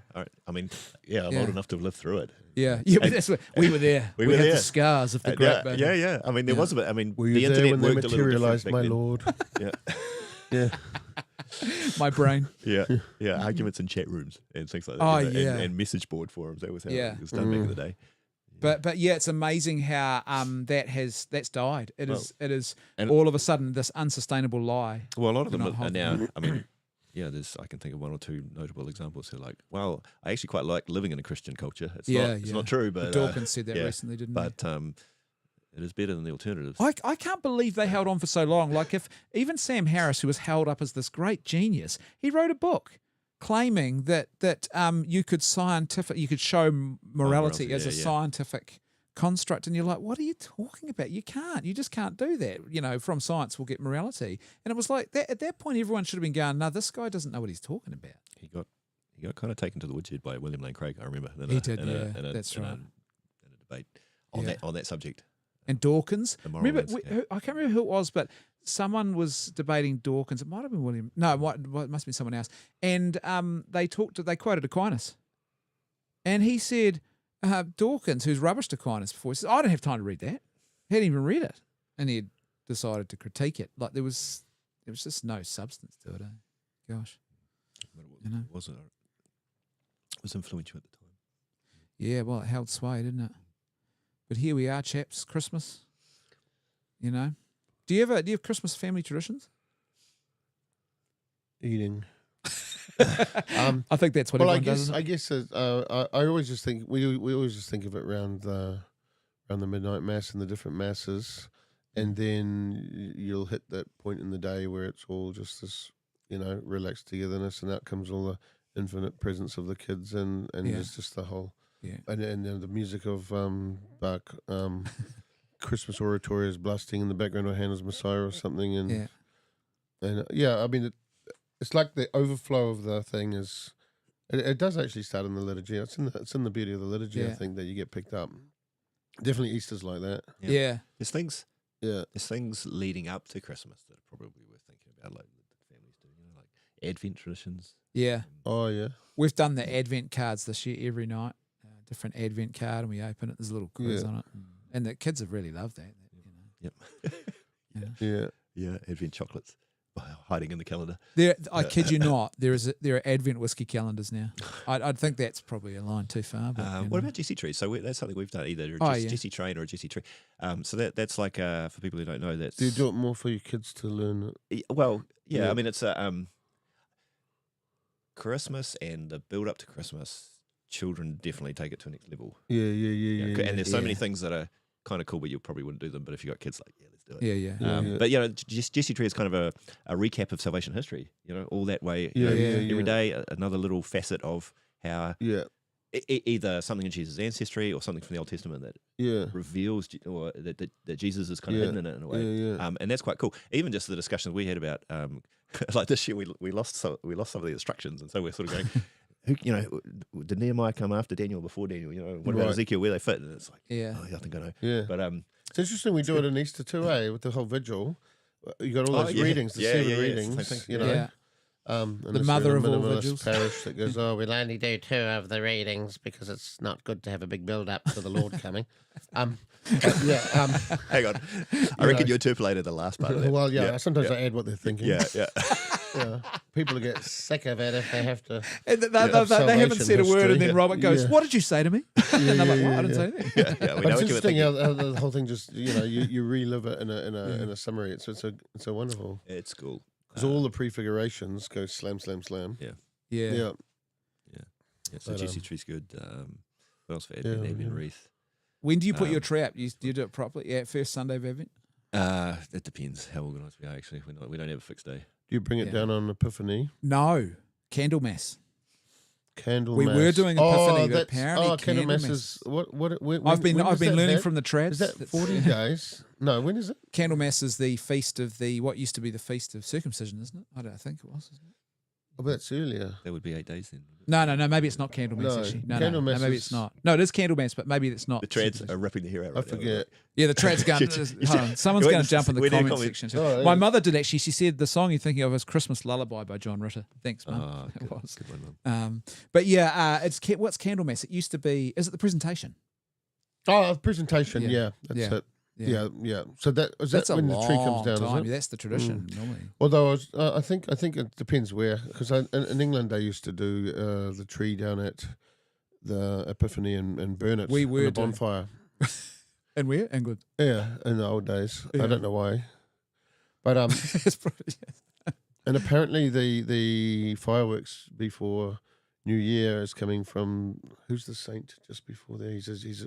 He's a dragon slayer or something. George. And it wasn't George, but it's one. He's got a similar story, I think. Yeah. And then so they do the fire around that. Wow. Yeah. So In fact, if you look it up, I think there's a whole lot of things. The English have a very good little culinary tradition around whichever feast day it is in the octave and all of that. they do, okay. don't They they? have mulled wine for something, and they Yeah. have because it's winter and everything. But there's little things they have Connected for to the each 12 part. days of Christmas. Yeah, it's 12 days Yeah. of Christmas, Yeah. maybe. Yeah. Maybe it's that. Yeah. It's kind of odd, isn't it? You often even some of those carols, we're singing the alternate season. So we're in summer. Oh yeah. You know, You mean yeah. carols like "I'm Dreaming of a White Christmas"? Yeah. I would not sing a supremacist carol Yeah, like that. Right. exactly. Yeah. I dream of a multicultural Christmas. Thank you. Ooh. With a high bicultural element. Yeah, multi-gendered, multicultural Christmas. That's me. Yeah. But yeah, it is. What I love about it is too. You're right, Robert. I think the incarnation. That's the. Well, it's the spotlight, isn't it? Because you get to see it. I guess it's like it's like our lives, isn't it? But there's the secret when you're really turned up at your conception, and then there's the manifesting. It's there, but it's secret. Yeah, the manifesting, Yeah. and this whole thing's done in secret first. It's like Nazareth was 30 years of the secret, and then the manifesting, and then the whole season ends in that manifesting epiphany. And it's quite interesting on the antiphon. Is it probably the Benedictus or the Magnificat in the main antiphon for Epiphany? They do all three epiphanies. Yeah. Today a wonderful mystery is announced. No, it's not it. It tells the king's coming. It tells the baptism of Jesus, and it tells Cana. Yeah. And it's saying today. Yeah. All these, and they're all as if they're all happening on the same day. Yeah. But they're basically the epiphanies. So the world is coming to the light. The king's. So it's even like Bethlehem's the secret, and obviously the shepherds got a little bit of an invite from the angels, Yeah. which is pretty cool for them. Yeah. But then comes this much more public arrival of the wise men from the star, and that's like now it's he's here for the world. He's and also for the pagans, or even for the for the Gentiles. Yeah. Not. Well, that's he's a family secret first. Yeah. And then he's for the Well, Gentiles. the wise men too. When Yeah. the wise men come, they don't just. Pope Benedict had this great reflection on this. They actually they represent paganism bowing and offering what humble gifts it had to the king. And in other words, he says there's this whole idea of paganism is actually now submitting to the one true king. Yeah. And It's, also they are. I mean, they're on the lookout. They're on the lookout because they are truth seekers. You know. And God leads truth seekers. By all kinds of routes. Well, he had Pope Benedict had this great idea. I really, the more I think about it, I think there's something in this. He said he doesn't think that it's a coincidence that a couple of hundred years before the arrival of Christ into human history, there is the great Greek natural law and the searching for truth and all of those things that then it's all providential. Yeah, he sees that as part of God's plan, and sure. Christianity would take it and elevate it to its fullness. Yeah, well, not just that, also just the physical. Alexander the Great making a common language across a massive part of the world. Yeah. It's a huge preparation. Do you know who going sings on. about that? Iron Maiden. They sing about Alexander the Great in their song. Alexander the Great paved the way for Christianity. That's one of the lines. He paved the way for Christianity. What's the actual line? Do you know? Yeah, he paved the way for Christianity. That's actually is their that line. subtle? I know. It's brilliant. Okay. I was listening to that. Nathaniel loves it. It's great. And it's like this whole song, about 10 minutes about Alexander the Great, and this heavy metal song, and then it has this line Must at have the read end. Feet as it ruts here or something. Yeah. Well, they've got another one called Out of the Silent Planet, which was C.S. Lewis's dystopian novel. They've got a song called Out of the Silent Planet. So, yeah, I don't know. I wouldn't be surprised if there's good English boys, you know. So, yeah. What about favourite Christmas movies? Do you have any favourite Christmas movies, lads? Oh, I suppose when I was a kid, it would have been the old Scroogey thing, you know. Oh, yeah. Christmas Which past one, and- though? Yeah, I don't know. I don't know. So it's not a specific movie. I guess it's that story. Yeah. it's such a cool story. It is a great story, eh? We'd Yeah. watch like a version of it from the 1930s or something. Oh, which yeah, we yeah, really- Yeah, yeah. it kept last getting year, repeated, didn't it? which we really Yeah. liked. It's probably been wrecked in the And then modern Bill day, but Murray it's did not in the modern Scrooge. They keep repeating that day. story. Yeah. And the Mickey Mouse one, Scrooge. Oh, yeah. Donald Duck was Scrooge. So two nights ago, it's sort of a tradition for us now. Is It's a Wonderful Life. Oh, that is a phenomenal film. It's maybe it's a cliche. Frank That is a Capra. fantastic film. Yeah. That film, when it came out, just like Shawshank, it bombed at the box office. So Frank Capra, who'd been one of those 4 directors who was asked to go and film for the war, World War II, came back, and then he releases It's a Wonderful Life. It bombs at the box office, and then they start selling TVs to people. What are you going to watch on TVs? Well, here's some films to watch. It's a Wonderful Life ends up on TV, and everyone's like, this is an amazing film. And it became one of the top films ever through people discovering it on television. Amazing. Never seen it. Oh, Haven't you? Yeah, go and see it, man. Oh, no. It's Bro, you well, got to go and see It's it. like, yeah, you get to watch it for the first time. That's cool. Yeah. Yeah. Jimmy Stewart Jimmy is Stewart, the main 1947. Yeah. Um, Give us the rundown quickly, Dean, the synopsis. Oh, tell us the ending is the main won't thing. tell you. Thanks a lot. there's a guy who wants to leave his hometown, but circumstances conspire and especially a sense of duty conspires that he can't. So he sacrifices all his dreams, Yeah. to plug away, doing what's right, but sacrificially what's right. And things go badly for him at a point. Very badly. And he succumbs to despair. And he's assigned a guardian angel, who He's standing on a bridge wanting to end it all. it's it gets pretty dark, like like the way he's, for a 1940s kind of film, and such an uplifting film, gets a bit dark there for a moment, and he's presented like he comes to the conclusion that it would have been better if he'd never been born. Yeah, and so he through the help of the guardian angel, who's a clumsy sort of angel. He's not really one of heaven's best, but shows. He is given a opportunity to see what it would have been like if he'd never been born. Oh. And then it goes from there. Okay. So it's... So you watch that pre-Christmas, do you? Yeah, interesting. Yeah. Well, most of the movies set before Christmas. Well, it's all... Yeah, that's true. That's true, the whole first couple of arcs, first act or two was all backstory, and then then the actions on Christmas Eve. Yeah. But yeah. I've really come to appreciate, particularly through my younger kids, but Home Alone, the first one.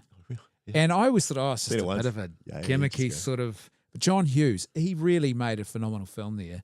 And going back and rewatching it again, because my eldest daughter, she loves it. It's her favourite Christmas film. She'll watch it all throughout the year if she can. So I sort of rediscovered it through her, and I was like, yeah, this is actually a really beautiful film. It's it's really, really well made. And Trump made an appearance in the second one. Remember that? He goes to New York. They couldn't help themselves, had to make a sequel. And Trump's in New York, comes up to him, and there was talk of editing that out of the film. I kid you not. A couple of years ago, there was talk of editing. People will talk of editing Trump out of it, won't they? Yeah. It's like that song about the cat came back. He thought he was the guy. We nearly did a whole podcast without mentioning Donald Trump. We didn't mention Trump. Trump. The first one. Great Christmas, best Christmas ever. First one in 2024. What was that? Making redemption great again. Making redemption great again. Oh, man. Wouldn't it be great if he came to Christianity? Wouldn't that be awesome? Oh, he's a Christian. Oh, bro, come on now. No, come on. Next you'll be saying Putin's not a good man. Oh, you lot. Gosh. You're Polish, aren't you? Those two should go to mass together. There's a bit of Polish background in It's there. all good. I've read Ian Short's biography, massive biography of Putin. I did a review. I didn't mean to bring that one up. No, but this is about. This speaks to your point. And he like they researched it for, was it like 10 years before they even started writing it. So it's really well researched. Massive thing. And he talks about Putin's transition into talking more about Christianity and Orthodoxy. And he Putin's right into his faith. Yeah, and he sees it purely as cynical because he wasn't like that earlier in his life. And I'm like, well, hold on, don't younger men often go on those kinds of... I'm not saying it's not. Saul turned Paul, never heard of that one. Yeah, it's that's a common story for men through their middle ages. They start to reevaluate and... No, yeah. he's done a big promo. But anyway, let's not. Yeah, we're not talking about. Let's not lose. Wonder what Putin's doing for Christmas. Are they on the same calendar? Who, Putin? Yeah, Russian Orthodox. No, they're different, aren't they? And with Christmas Day, I don't know. Epiphany's the biggest thing in the East, isn't it? Yeah, it's their big day. I feel like I should be less ignorant than I am, but I love how they call Easter Pascha. I love that. That's the Orthodox. Sounds cool. Yeah, so the Paschal feast, they don't talk That's about our word too. Oh but we talk about Easter. That's because we're pagan, right? It's a pagan goddess Ishtar. Depends if you're going, if you're going getting a word Osiris, from, depends if you're getting a word from French or German or something. Yeah. It's the same. Yeah. So I guess the ultimate question. I think we should probably wrap this up, shouldn't we? We've been going for an hour Wrap and a half. up the presents. Yeah. Die Hard. What about Is it a Christmas movie? It's Die Hard. A Christmas movie. Is that going to get we got to talk about Die Hard. Is it a Christmas movie? There's a sort of a redemption. My daughter's watching from the other room. She says, I literally watched Home Alone 2 today, and she's laughing. There you go. Great film, Lucy. One of the best. Die Hard was the first film where I heard explicit swearing. No, really? For me, as a teenager or whatever, and it shocked me. Mine was Predator. And it was also the first film where I'd watch war films and stuff, and they shoot and they die and there's no blood, and then they cut away. And this one, their bodies were exploding and they're flying through. I was like, wow, this is awesome. But I was quite surprised by it, I have to say. Yeah. Yes. Best Christmas movie, Babette's Feast. There it is. Best Easter movie, Babette's Feast. Best Epiphany movie, Babette's Feast. Wonderful movie. I didn't notice great film. Great film. The last time I saw it, that every single bit of it, like you got to when they're singing in their little church, their little hymn, you got to watch every single word of that hymn. It's totally relevant to what's going on. Yeah. It's just so many subtle touches in that film. That's beautiful. It's amazing. So do you actually watch that at Christmas? No. I'll watch it any day you want to. Any day you want to. I've seen it many times. It's an amazing film, eh? Is that where your love of culinary things came from? Well, it did help. Because that's the whole central theme of the film, right? The conceit is a big feast that she's putting on. Well, actually, the real theme of the film is exactly what we're talking about. It's the incarnation. Oh, yeah, of course, it's the incarnation. Because but they use that as the vehicle. Do you have to leave behind the lower for the higher, or does it get taken up into it? Is the real difference between the worldviews in it. Well, that's even like as I was thinking about it tonight. Actually, we're enjoying a whiskey together, but there'd be some people would say, "Oh no, you leave all that stuff behind." That I think the authentic Christian viewers know that stuff is elevated. These good gifts, these natural gifts that God gives us, as long as they're not abused and there's a proper ordering of the goods, as Augustine would say, then that's a beautiful thing. So God's given us a lot. It's sometimes nice to just sit back and practice some gratitude. Gratitude, for so much, and Christmas is a time to reflect on that a little bit. Because there's gift giving and there's family and there's all these sorts of things. Gratitude. It's an interesting thing, because if a person said, "Oh, I've got to be humble," you get nowhere. But if you start thinking, how can I be grateful? It is actually something you can work on, and it is actually the way that humility opens up. It helps you be humble. Through gratitude. Right. But you can't really work on humility, but you can work on gratitude, because it is taking your eye off yourself. If you're working on humility, I guess you're looking at yourself. Yeah. If you're working on gratitude, you're realizing and you also, part of the thing of the gratitude is, and it's interesting you were contrasting with the atheist view before, but how do you see the fact that you end up being so dependent on something much higher than you? Is that an oppression? Is that a slavery? Is that independence? Or is that so freeing because you're being held, because you're being carried, because you're loved more than you could love yourself? And the gratitude that would arise from that, just the sense of, I don't have to carry this whole world on my No. shoulders so badly. I can actually, I'm that's receiving myself right now, and I can give myself back. And people say, "Oh, it's a crutch." I'm like, no, it's more than that. It's wings. I can fly. I can soar. And you look at the atheistic political philosophies that came on the back of like Nietzsche and then into the Marx and everything else. Is what do?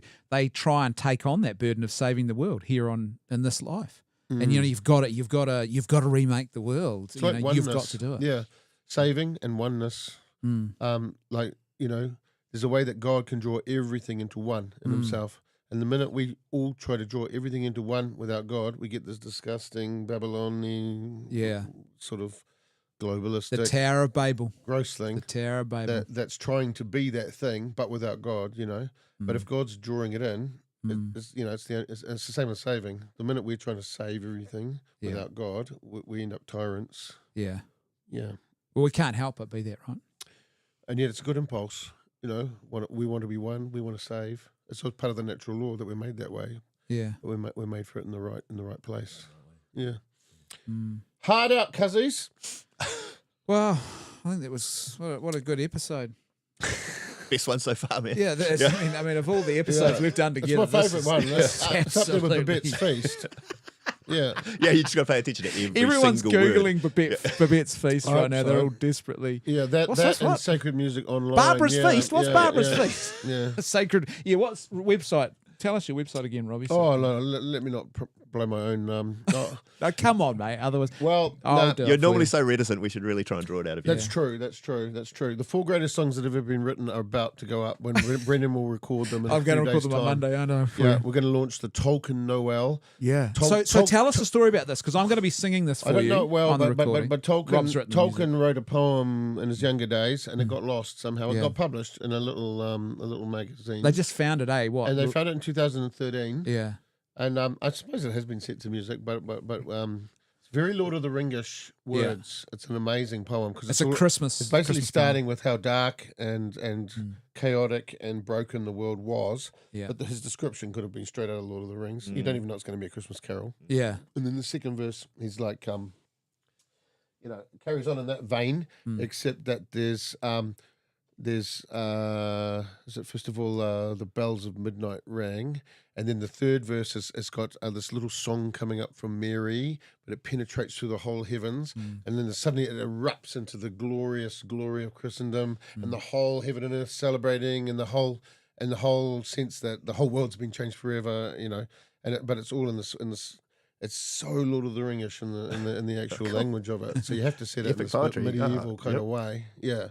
Brendan's gonna sing that in a few days, so we'll pop that up online. Right. So we didn't have it done for today. Oh yeah, we were trying to, weren't we? World premiere. But no. I've got to sing a couple for him, and he's written some beautiful new hymns lately. So. Anyway, you're prolific, Robert. You're prolific. Prolific. Polyphony. Yeah. Enough of that. Yeah. We still didn't get the URL though. Like, where do people go? Yeah, where do people go, Robbie? That's the. You can't just don't show it. Holds up this website. Where's my book? It's here. Yeah. Oh, you can't remember? Well, www.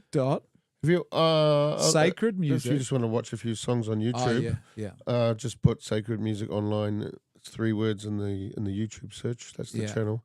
Otherwise, it's sacredmusic.online for the purposes of getting the written music for churches and stuff like that. Yeah. What that beautiful Advent carol I've been using actually the last couple of weeks. Now is the dawn of grace. Yeah, beautiful. There's a few now ones. is the dawn of grace. But the John the Baptist hymn to end all John the Baptist hymns is about to be sung by Brendan too. Just keep your eyes on these things in the next few weeks. We'll let you know. You should launch a song in your intro music in a future episode. Yeah, well, mate, I'm happy to do that. Hardcast, we've got this. Brendan will be world famous, and so it all started in a little room with the whiskey. Hardcast is West Auckland. Hey, Westie, bro. I am a Westie, and I remember when I was teaching a kid the piano, and I said it's. He said, he says pretty easy, and I said hard, and he goes, no, it's easy. I said hard. Because hard as yes in West Auckland. Yeah. He goes, no, it's easy. I said, hard. I said, you're not from the West, eh? He goes, no, North Shore. Different culture. Different, different language. I don't know how you Different enculturate language. that, or how you got to start where he is and bring him around to. Anyway. Do you remember that we were at a well, we all know that we know the place, but we were at a summer school together a couple of years ago, and my kids were like, "Oh, don't do that thing again with Robert." What thing? And every time I'd see Robert, I'd go, What "Robert Loretz, as I live and breathe." Oh yeah. And Robert would What reply, would I say? "Brendan Malone, the very same. Yeah. And then if someone else tried That's to join, right. you just say, "Good day to you, sir," and off you go. And they would go, "Don't do that. Don't do that. it. Don't do it, Don't Dad. do Don't do it. So why not?" And then there was that one time you, the whole time you were in Arabic gear. Remember that? You had Not the whole time. No, you should dress up for the final meal. No, Come on you were now. playing the organ, mate, with the. Well, with I know. You right. look like It was- a sheik. No, it's You looked it's because as the soon as you Dominicans are prancing around in their white robes and like, well, I got some too. I got some too. Actually, that whole I thing, remember that whole thing shrunk in the It's in the shrunk. dryer. Well, I think I got bigger, but I put it on one day and I couldn't get it off. It was like glued to me, and you get more sweaty the more you can't get it off, and then it's totally stuck. I had to cut it off. So it is no more. It is no more. So it became a burqa, like a burkini. You could Oh, swim in it or bikini in the something. end. Yeah. But you looked impressive. You looked like Do they a have sheik. bikinis? Do they have bikinis? They have bikinis. Yeah, underneath. I but kid wouldn't- you yeah, not. Stop it. Stop that talk. They Enough have of that. bikinis. Enough I of that. kid you not. No. But you looked like a sheik. You did look like a sheik. Well, It what was- did they say about our glorious leader before? Which he one? jab, she jab, we jab the nation. Oh, did you? Did I tell you No. this? Oh, no, true story. deny it. We're in the museum, sorry. and Lucy says, "Check this out." And in the museum, they had an exhibit, special. They have special exhibits, Hmm. and this one was focusing on the mosque thing. And in there, they have that hijab that she wore, and it's in Hijab. glass. You can go and touch Oh, it. it's like and- it's like that Jacinda Ardern wore. yeah, You it's can- like Sharp Cathedral's got the veil of Our Lady, and yeah, I guess if that place ever burnt down, some monk could pull out. Oh, we saved it. We saved the hijab that she wore. of Adorn. No. Oh well, So enough gosh. blaspheming our leader. Yeah. Now I've been accused of all three things: heresy, blasphemy. bibbing, Yeah. gluttony, and blasphemy. Wow, it's what an episode, chaps. Praise God. That's American for praise God. Just enculturating there. Yeah. Too many of these cokes. What Yeah, did you put in it? It's Father Christmas colours, right? It- There's that whole. Yeah, What's it is. That's the Coke colours, mate. Oh, Father right. Christmas. Oh, that's very good. And in Germany, speaking of German, Yeah. they did Fanta was the thing they made for Germany because they was like, no, we're not drinking that American Coca-Cola. We as the Nazis, we drink a superior class. So they made, hey, would like some Fanta? Same company. Oh my gosh. So, We're not still on, are we? yeah, we're still on, Good mate. night. Thank you for that. God bless you. But on that happy note, I think we'll end it there, eh?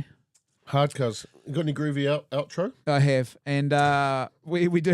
We've got a groovy This outro. is the first I'm ever. just No, googling groovy yeah, outros. groovy outro. Talk amongst yourselves. Yeah. Just for these What 10 about a nice minutes. German carols? Yeah. Finished on Chat GPT, make me groovy outro. yeah. Stille Nacht. Well, yeah, we used to sing Silent Night in one of the German. parishes there, and they would do a Dutch verse and a German verse, Yes. and was it Stille Nacht? And it was like, It's man, the it original, sounded the angry. It original, was the beautiful. original. The original. Doesn't sound Anyway, we you watch should too end much this. Hogan's Heroes. Come on now. I know Come on now. nothing. Oh, great. Actually, no, that is a great. It's not a It's movie. a great show. No. Hogan's Heroes. It's a great Christmas movie. No, Mr. Bean's Christmas special. Oh, there you go. That is. I There you mean, go. Is that? That's not where he half an sings hour of- Hallelujah. No, that's a different one. No. No. Yeah, no. It is. That's the Easter morning one, isn't it? Oh yeah. It's the one where he's doing presents and and he steals the Christmas tree and takes it home from the department store. And the Salvation Army, he takes over the conducting the choir. He doesn't realise he turns away and they go, ooh, and he realises, I can control them. It's brilliant, absolutely Oh yeah. hilarious. Control. But yeah, I guess Robbie, we should say thank you, shouldn't Oh, we? well, think so. Yeah, thanks thank for you, having me. I Robert. hope I haven't killed the whole future of this thing. No, There it is. I don't think so. Praise God. It's a sparkling start. Yeah, pretty strong audience. It's actually. Effervescent. Friday Effervescence. night. I'm trying to think of the right adjective. Robert. Yeah. For those who are tuning in from the world of the internet, so I'm not even sure which camera I'm supposed to be looking at. I think it's that one over there. It is there, that one over there. We're going to be having this once a month, starting again in February, I think, Dean, as long as you're available to Yeah, start then. yeah. and we'll bring a different guest on. Robbie will come back. We've got an idea. We want to talk about. Well, we'll save that actually for another episode. Save that. Keep them guessing. Trump. No, not Trump. Not Trump. Die Hard. Is Die Hard an Easter movie? No. Easter movie. I'm going to start watching movies to keep up with you guys. Yeah, well, yeah, you did. Yeah. We'll You got to start in the 1930s or 1940s. watch. You do got to watch It's a Wonderful Yeah, Life. that's your assignment. Jimmy Amadeus. Stewart. Amadeus Jimmy is a Stewart. great Christmas movie. I want to lasso the moon. That's that great line he says. Anyway. Yeah. But we're going to have a different guest on each month. Dean and I will be co-hosting, bringing it, and just we've got some great guys who are lined up And some great to be. whiskies. And a different whiskey tonight was the Meikle tour. Megan Michael. By the great distiller Billy Walker. It's well worth it. Shit, what did you think of it, by the way? Well, Because Dean, you're not a whiskey drinker. Yeah, this is the love thing. it. So you've got that complete newbie take on I it, can't remember what I thought of it. Just a little taste. but I'm not sufficiently educated to say. Saving it for the I next can say, oh, I podcast. like it, but I don't know the It's very, I don't know how to savor very it properly. unusual. But even just learning to Yeah. let it sit there for a while and kind Yeah. of expand on your Yeah. palate a little bit is it's Combination of I can see sherry why and people like it, peat, yeah. so you get a sweet Yeah. and a peaty note. Peat is literally from the bogs, and it's quite amazing. Even the sort of the craft of that, because different places the peat is different depending on what it was that ended up in the bog. On some of the islands in Scotland, they only had sort of shrubbery because they didn't have big trees, and the peat tastes different from a place that had lots of trees that made up the peat. And and they've discovered apparently, so this is a 5-year-old whiskey, because apparently that this is more recently they've figured out, hey, look, if you actually take a peaty whiskey early, you get a more smoky kind of flavour. And very smoky. Well, This one. it's nice Yeah, to it's nice to just take a moment and pay attention to a sense that you Yeah. often don't. yeah. I mean, because Yeah. we often overwhelm ourselves. Just give me sugar with sugar and some more sugar. Oh on it. yeah, And, no. so it's nice to go something where it's not just fuel and it's not just And you just put tomato sauce on top it's of not just tomato everything. sauce and No. Did it yeah, taste so- different that time, Robbie, after the Coke?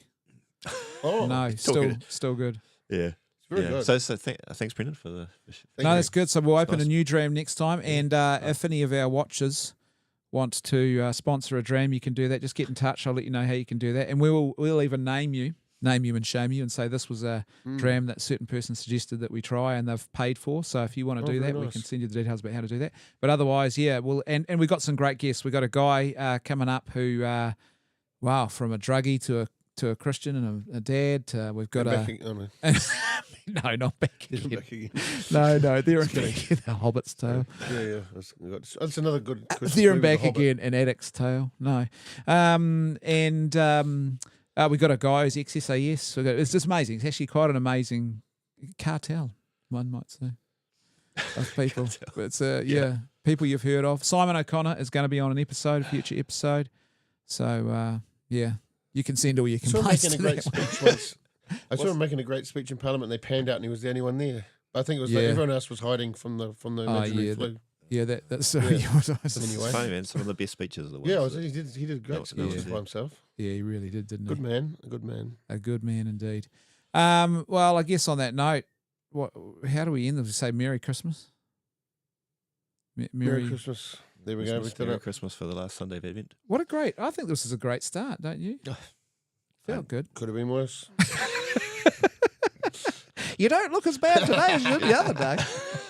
On that happy note, I think we'll say, live by goodness, truth, and beauty, not by lies. Oh, that's a good motto. Yeah. Hard goes hard. And Robbie, we'll see you back on a future episode. Amen. Well done. Laters. Yeah.